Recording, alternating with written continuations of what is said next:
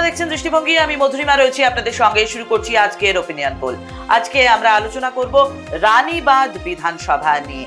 এই মুহূর্তে দাঁড়িয়ে রানীবাঁধে যদি নির্বাচন হয় কি পরিস্থিতি উঠে আসতে পারে, সেখানকার মানুষজনের কি ভাবনা, সবটাই আপনাদের সঙ্গে শেয়ার করব। আমাদের সঙ্গে আজকে এই মুহূর্তে রয়েছেন আমাদের পলিটিক্যাল অ্যানালিস্ট সিদ্ধার্থ সেনগুপ্ত। সিদ্ধার্থ, একদম প্রথমেই আমরা রানীবাঁধ বিধানসভা কেন উল্লেখযোগ্য, কেন ভিআইপি সিট হিসেবে নিলাম সেটা আলোচনায় যাব। একদম প্রথমে মানুষজনকে জানিয়ে দিই যে এখানে বর্তমান বিধায়ক শাসক দলের অর্থাৎ তৃণমূল কংগ্রেসের জ্যোৎস্না মান্ডি। কেন এটি ভিআইপি সিট আসুন দেখে নিই। রাজ্যের মন্ত্রী জ্যোৎস্না মান্ডি এই কেন্দ্রের বিধায়ক। বাঁকুড়া জেলার অন্তর্গত এই বিধানসভায় 2016 সালে প্রথম জয়লাভ করে তৃণমূল কংগ্রেস। 21-এও জয়ী হন তৃণমূল প্রার্থী। 24 লোকসভা নির্বাচনেও রানীবাঁধ বিধানসভা কেন্দ্র থেকে লিড পেয়েছে তৃণমূল কংগ্রেস। অর্থাৎ ঠিক কি কারণে ভিআইপি সিট, তিনটে পয়েন্ট আপনাদের সঙ্গে শেয়ার করলাম। বিশ্লেষণ শুনবো সিদ্ধার্থর কাছে। সিদ্ধার্থ, হ্যাঁ দেখো, আজকে আমরা তো রানীবাঁধ নিয়ে আলোচনা করছি এবং এইখানটা আমরা যেটা দেখালাম যে হচ্ছে বাঁকুড়া জেলার এবং হচ্ছে বাঁকুড়া লোকসভার মধ্যে পড়ে। দেখো, এই রানীবাঁধ এই বলতে গেলে এইটা হচ্ছে বেশ একটা অন্যরকম একটা কথা বলতে হয়। সেটা হচ্ছে যে তোমার একটা সময় যেটা হচ্ছে মাওবাদীদের ব্যাপার, যেগুলো জঙ্গল মহলের মধ্যে যে এলাকাগুলো পড়ে, যেটা মাও অধ্যুষিত এলাকা, তার মধ্যে রানীবাঁধ ছিল অন্যতম। দেখো, জঙ্গলমহল বলতে তো আলাদা কোনো ম্যাপে কোনো জায়গা নেই, কিন্তু হচ্ছে তোমার হচ্ছে যেই হচ্ছে আমাদের 4টি জেলা বাঁকুড়া, পুরুলিয়া, ঝাড়গ্রাম, এগুলো মিলে তোমার হচ্ছে তার 17টি মনে হচ্ছে বিধানসভা নিয়ে হচ্ছে জঙ্গলমহল, তার মধ্যে রানীবাঁধ পড়ে। এই রানীবাঁধে যখন হচ্ছে তোমার গোটা রাজ্যে পরিবর্তন হলো, তখনও কিন্তু এইখানটায় পরিবর্তন হয়নি। তখনও কিন্তু হচ্ছে সিপিএম প্রার্থী হচ্ছে এইখানটা থেকে জয়লাভ করেন, অর্থাৎ 2011 সালে, এবং তৃণমূল কংগ্রেস এটা ফিরে পায় হচ্ছে 2016 সালে। এরপরে এই এলাকাটাতে দেখা যায় যে একসময় যখন হচ্ছে বামেদের হচ্ছে একটা প্রভাব ছিল, তারপরে তৃণমূল এলো, কিন্তু তারপরে দেখা যাচ্ছে যে বিজেপির একটা উত্থান হচ্ছে। যেহেতু আগেই বললাম যে বাঁকুড়া লোকসভার মধ্যে পড়ে, ফলে তার একটা প্রভাব পড়েছিল হচ্ছে এইখানটাতে। তো সব মিলে এই জায়গাটা কিন্তু একটা মানে যে তৃণমূল কংগ্রেস এই মুহূর্তে হচ্ছে তাদের বিধায়ক রয়েছেন, এবং হচ্ছে যিনি বিধায়ক তিনি হচ্ছে রাজ্যের মন্ত্রীও পড়ে। তো সব মিলে কিন্তু তৃণমূল কংগ্রেসে একেবারে স্বস্তিতে আছে সেটাও যেমনি বলা যায় না, আবার যে বিজেপিও এই আসনটিতে হচ্ছে যে মানে যে ছিনিয়ে নেবে না সেটাও কিন্তু বলতে পারি না। ফলে সবার নজরটা কিন্তু এই রানীবাঁধ আসনের দিকে রয়েছে, অর্থাৎ উইন উইন সিচুয়েশন। হ্যাঁ, অনেকটাই। মানে ধরো এই জায়গাটাতেই আর কি মানুষের মনে আর কি প্রশ্ন এখন আসছে যে রানীবাঁধটা কি আদৌ তৃণমূল কংগ্রেস আগামী বছর ধরে রাখতে পারবে, অর্থাৎ 2026-এ, নাকি এখানটা আবার পদ্মফুল ফুটবে। তো সেই কারণের জন্য আমরাও এটা নিয়ে আলোচনা করছি ভিআইপি সিট হিসেবে। আসবো পরের প্লেটে, যেখানে প্রশ্নোত্তর পর্ব রয়েছে।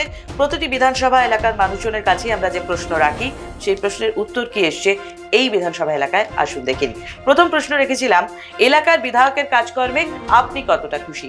মানুষজন কি বলছেন? খুব খুশি 17%, খুশি 24%, মোটামুটি 10%, খুশি নই 23%, অত্যন্ত অখুশি 16%, জানি না 10%। পরের প্রশ্ন, আপনার বিধায়ক বদল করতে চান কি? এই উত্তরে না বলেছেন 38% মানুষ, হ্যাঁ বলছেন 28%, সিদ্ধান্ত নেননি 15%, বলবো না 19%। রাজ্যের সরকার বদলাতে চান কি? প্রশ্নের উত্তরে না এসছে 46%, অর্থাৎ প্রায় 50%-এর কাছাকাছি, হ্যাঁ 30%, সিদ্ধান্ত নেননি 10%, বলবো না 14%। এই পুরোটা জুড়ে প্রশ্নোত্তর পর্বে কি উঠে এসছে রয়েছে এই পুরো প্লেটে। বিশ্লেষণ শুনবো সিদ্ধার্থর কাছে। সিদ্ধার্থ, দেখে কি মনে হচ্ছে যে কোন দিকে পাল্লা ভারী হতে পারে? দেখো, আমরা এইখানটাতে সমীক্ষাতে যা যা উঠে এসছে, আমরা যা দেখতে পাচ্ছি, সেটার ক্ষেত্রে বলার আগে দেখাচ্ছে যে আমাদের দেখো এইখানটাতে এখন যিনি হচ্ছে বর্তমান বিধায়ক, তিনি হচ্ছেন জ্যোৎস্না মান্ডি, তরুণ প্রজন্মের একজন, এবং তাকে হচ্ছে মুখ্যমন্ত্রী হচ্ছে যথেষ্ট গুরুত্বপূর্ণ একটা দায়িত্ব দিয়েছেন। তিনি এখন হচ্ছে তোমার হচ্ছে খাদ্য দপ্তরের হচ্ছে প্রতিমন্ত্রী। ফলে এহেন একজন মানুষ রানীবাঁধ এলাকা থেকে, রানীবাঁধ থেকে দেখো এর আগেও কিন্তু মন্ত্রী হয়েছে, মানে দেবলীনা হেমব্রম, তাকেও মন্ত্রী করা হয়েছিল বাম আমলে। ফলে এখন হচ্ছে জ্যোৎস্না মান্ডি। এখন বিগত 5 বছরে তার কাজকর্মে কতটা খুশি বা সেটা আমরা এখানটা দেখতে পাচ্ছি। তাতে তুমি দেখো মোটামুটি খুশি, সব মিলেমিশে ঠিক আছে, 50%-এর না হলো 50%-এর কাছাকাছি। আর খুশি নই সেই জায়গাটা থেকে যিনি হচ্ছে 23% আছে, তিনি অত্যন্ত অখুশি আছে 16%, আর জানি না হচ্ছে 10%। এই জানি নাটা একটা ইম্পর্টেন্ট, এবং দেখো সবাই তো বলতে চায় না সমীক্ষাতে, ফলে এইটার জন্য একটা 10% একটা এরিয়া থাকলো। আর আপনার বিধায়ক বদল করতে চান কিনা, এই জায়গাটা কিন্তু একটা হিউজ গ্যাপ আছে। তোমার প্রায় 10% হচ্ছে গ্যাপ, 28% হচ্ছে তোমার চাইছেন আর না বলছেন 38%। আর সিদ্ধান্ত নেননি হচ্ছে 15% মানুষ, যেটা খুবই একটা নির্ধারক জায়গায় রয়েছে। জানি নাও বলছেন 19%। এইটা সবসময় দেখো, এই জিনিসটা কিন্তু একটা এই ফ্লোটিং যে ব্যাপারটা, সেইটা কিন্তু এইটাই। আমি যে প্রথমে যেটা আমরা আলোচনা করছিলাম যে আমরা ভিআইপি সিট হিসেবে নিলাম কেন, দেখো মানুষের এখন একটা কৌতূহল আছে যে 26-এ কোন এইটা কি আদৌ ধরে রাখতে পারবে বা পারবে না। তো সেই ক্ষেত্রে এই পার্সেন্টেজটা কিন্তু ইম্পর্টেন্ট একটা ভূমিকা নেবে। আর রাজ্য সরকার বদল করতে চান কিনা, সেই জায়গাটা থেকে গ্যাপটা আরো অনেকটাই বেশি। অর্থাৎ রাজ্য সরকারের ভিতর এখনো মানে উপর পূর্ণ আস্থা মানুষের রয়েছে, যে কারণে প্রায় 16% মানুষ বেশি চাইছেন না যে বদল হোক রাজ্য সরকারে। অর্থাৎ বর্তমান বিধায়ক যিনি আছেন তার উপর ভরসা যতটা আছে বা না আছে, রাজ্য সরকারের উপর ভরসা কিন্তু তুলনামূলকভাবে অনেকটাই বেশি রানীবাঁধ বিধানসভা অঞ্চলের মানুষজন। এরপরে যখন আমরা আলোচনায় আসবো সেইটা মানে এই যে ব্যাপারটা কেন, সেটা নিয়ে আমরা আলোচনা আসবো এবার পরের প্লেটে, যেখানে পূর্বের কিছু ভোটের ফলাফল আপনাদের সঙ্গে শেয়ার করবো। একদম প্রথমে 16 বিধানসভা নির্বাচনে কি ফল এসেছিল। তৃণমূলের জয়ের ব্যবধান ছিল এখানে 23,313টি ভোটের, যেখানে প্রায় 48% ভোট গেছিল তৃণমূল কংগ্রেসের ঝুলিতে। বাম কংগ্রেস জোট পেয়েছিল প্রায় 36%, বিজেপি প্রায় 10%, অন্যান্য 7.40%। এরপর আসে 19-এর লোকসভা নির্বাচন, যেখানে লোকসভায় বিধানসভা ওয়ারি ফলাফল সেটা দেখবো, যেখানে বিজেপির লিড ছিল 15,814টি ভোটের। বিজেপির ঝুলিতে ছিল 46.09% ভোট। তৃণমূল কংগ্রেস পেয়েছিল 38.33% ভোট, বামফ্রন্ট 8.11, নির্দল 1.05 এবং অন্যান্য 6.42% ভোট। এরপর আসে 21-এর বিধানসভা নির্বাচন, যেখানে তৃণমূল কংগ্রেসের ঝুলিতে গেছিল 43.06% ভোট, বিজেপির ক্ষেত্রে 41.19%, সংযুক্ত মোর্চা 9.50% এবং অন্যান্য 6.25%। এরপর আসে 24-এর লোকসভা নির্বাচন, সেখানে বিধানসভা ওয়ারি কি ফল হয় দেখে নি। তৃণমূল কংগ্রেসের লিড ছিল 5,752টি ভোটের, যেখানে তৃণমূল কংগ্রেসের ঝুলিতে গেছিল 42.11% ভোট, বিজেপি পায় 39.43% ভোট, বাম কংগ্রেস জোট 9.82%, অন্যান্য 8.64% ভোট। পুরোটা এখানে রয়েছে স্ক্রিন জুড়ে 16 বিধানসভা নির্বাচন থেকে 24-এর লোকসভা নির্বাচন পর্যন্ত। যে ট্রেন্ড এখানে দেখা যাচ্ছে মূলত শাসক দল এবং প্রধান বিরোধী দলের ক্ষেত্রে, সেই ট্রেন্ড দেখে আসন্ন নির্বাচনে কি হতে পারে বিশ্লেষণ জানবো সিদ্ধার্থর কাছে। সিদ্ধার্থ, হ্যাঁ দেখো, আমরা যেটা দেখাই এখানটা হচ্ছে 2016 থেকে, আমি যেটা বলেছিলাম প্রথমে যে 2011-তে পরিবর্তন হলো, কিন্তু রানীবাঁধে সেই পরিবর্তনটা হয়নি। অথচ সেই সময়টা দেখো তোমার হচ্ছে মাওবাদীদের একটি প্রভাব, মানে বলতে পারো যে রানীবাঁধ যে কটা মানে অঞ্চল হচ্ছে মাওবাদীদের মানে অত্যন্ত আর কি হচ্ছে মানে প্রভাবটা বেশি ছিল মাওবাদের, সেই জায়গাটা কিন্তু রানীবাঁধটা ছিল অন্যতম, সেই জায়গাটাও কিন্তু বামেরা ধরে রেখেছে। এখানেও মানে একটা বিধানসভা কেন্দ্রে তোমার হচ্ছে 2016 সালে হচ্ছে তৃণমূল কংগ্রেস জয়লাভ করে, এবং তখন তুমি যদি দেখো সেখানটাতে হচ্ছে কিন্তু বামেদের যে ভোট পার্সেন্টেজটা তুমি দেখো, তৃণমূলেরটা তোমাকে দেখালাম না, তৃণমূলেরটা হচ্ছে ধরো 47.48%, এটা তো ঠিক আছে, সেই মানে 16-তে তো জয়লাভ করেছিল তৃণমূল, কিন্তু তুমি দেখো বামেদেরও কিন্তু তখন গোটা রাজ্যে যখন পুরোপুরি হচ্ছে তোমার হচ্ছে ফল করছে, এখানটাতে কিন্তু হচ্ছে ছিল প্রায় 36%। বিজেপি সেক্ষেত্রে ছিল হচ্ছে মাত্র 9.64, যেটা পরবর্তী নির্বাচনের ক্ষেত্রে এই অঙ্কটা অনেকটাই পরিষ্কার। হ্যাঁ, 2019-এর লোকসভা নির্বাচন গোটা রাজ্যে একটি আলাদা রকম একটা গুরুত্ব রেখেছিল, কেন কি তোমার বিজেপির একটি উত্থান ভালোভাবে পরিলক্ষিত হয়েছে।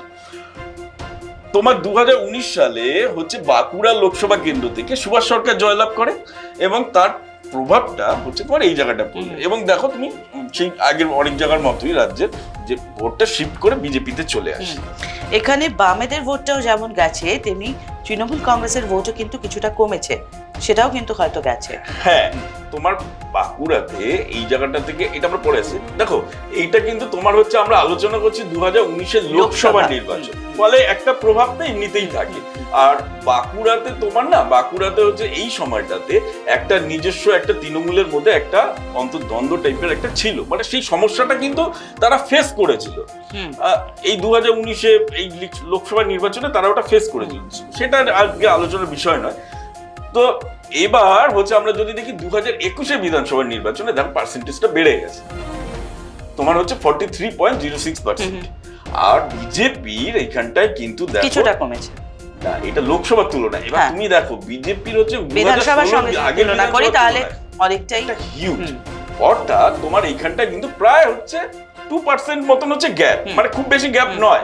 তাহলে এই জায়গাটা হচ্ছে বামেদের একটা ভোট শেয়ার রয়েছিল, মানে মাত্র হচ্ছে 9.50।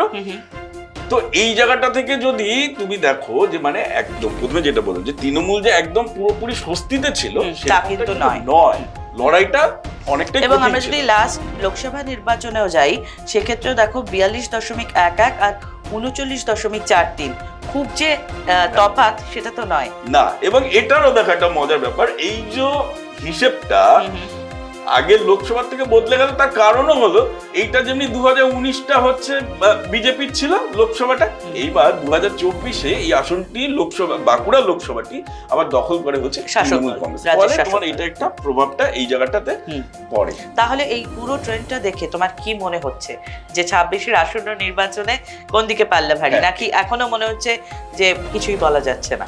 না, কিছু বলা যাচ্ছে না এখনো পর্যন্ত যা হাওয়া তাতে কিন্তু তোমার তৃণমূলের দিকে কিছুটা পাল্লা ভারী। তার কারণ হচ্ছে এই জায়গাটাতে এটা বলতে হয়, দেখো বিজেপির একটা উত্থান হয়েছে জঙ্গলমহল বলতে, এবং বাঁকুড়ার এই এলাকাটাতে আরএসএস এর একটা ভয়ঙ্কর প্রভাব আছে। কেন কি তোমার এই আসনটা, এই যে রানীবাদ আসনটা, এইটা কিন্তু হচ্ছে উপজাতিদের জন্য, মানে এসটিদের জন্য কিন্তু সংরক্ষিত।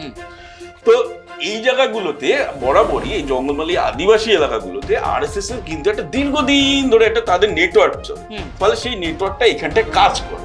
হচ্ছে তোমার হচ্ছে যখন হচ্ছে একসময় যখন হচ্ছে গামছা বেঁধে মুখে মাওবাদীরা যেখানটায় ঘোরাঘুরি করতো, এরকম ব্যাপার একটা মাও আতঙ্ক সবকিছু মিলে, তারপরে যখন আস্তে আস্তে করে সরকার যখন মানে পরিবর্তন হলো, তার তখন থেকে দেখা যাচ্ছে কিন্তু এলাকায় একটা উন্নয়নের একটা হচ্ছে, যেটা বিভিন্ন বিজ্ঞাপনে দেখা যাচ্ছে যে জঙ্গলমহল আসছে।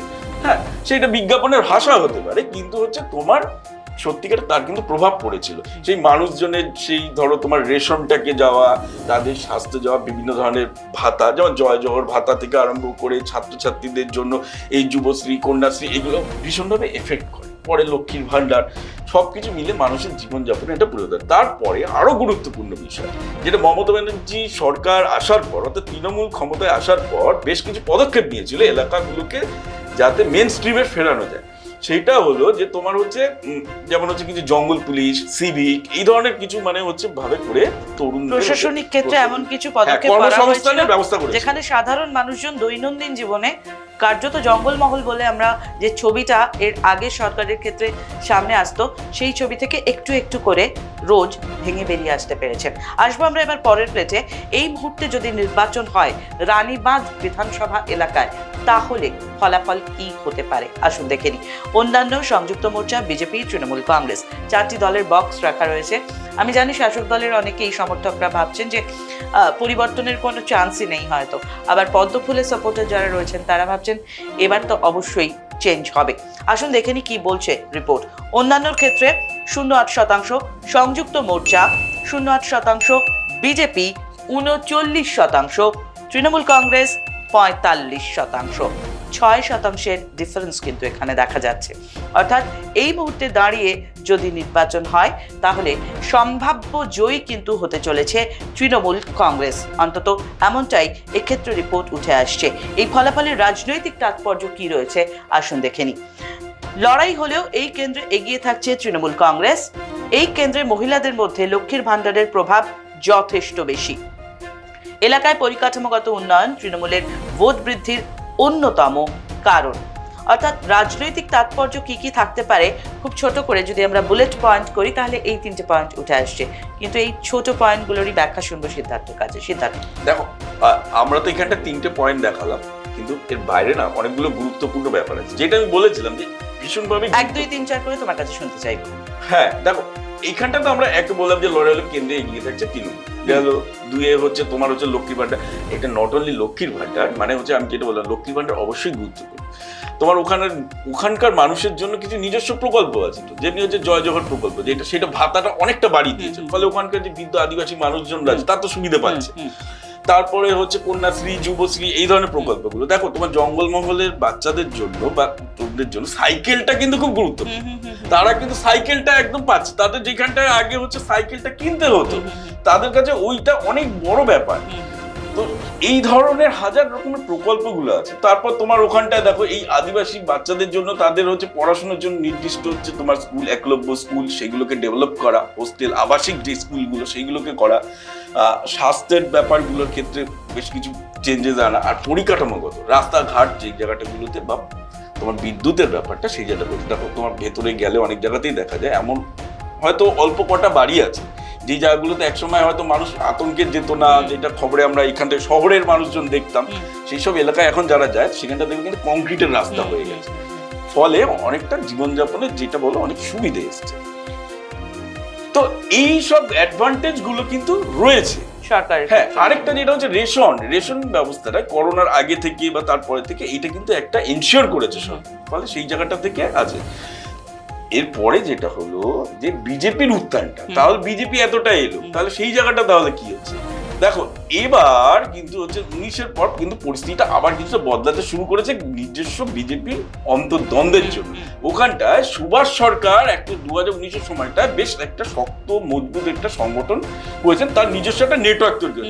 এবার ওখানটায় ঢুকে যায় শুভেন্দু অধিকারী, ফলে এই দুটো না ভীষণভাবে ক্ল্যাশ করছে। মানে এবং তুমি যদি দেখো মাঝে মধ্যেই তোমার ইদানিং খবরে আসছে যে হচ্ছে রানীবাঁধ এলাকাতে হচ্ছে বিজেপির মধ্যে নিজস্ব আর কি দ্বন্দ্ব, মানে হাতাহাতির পর্যায়ে চলে যাচ্ছে।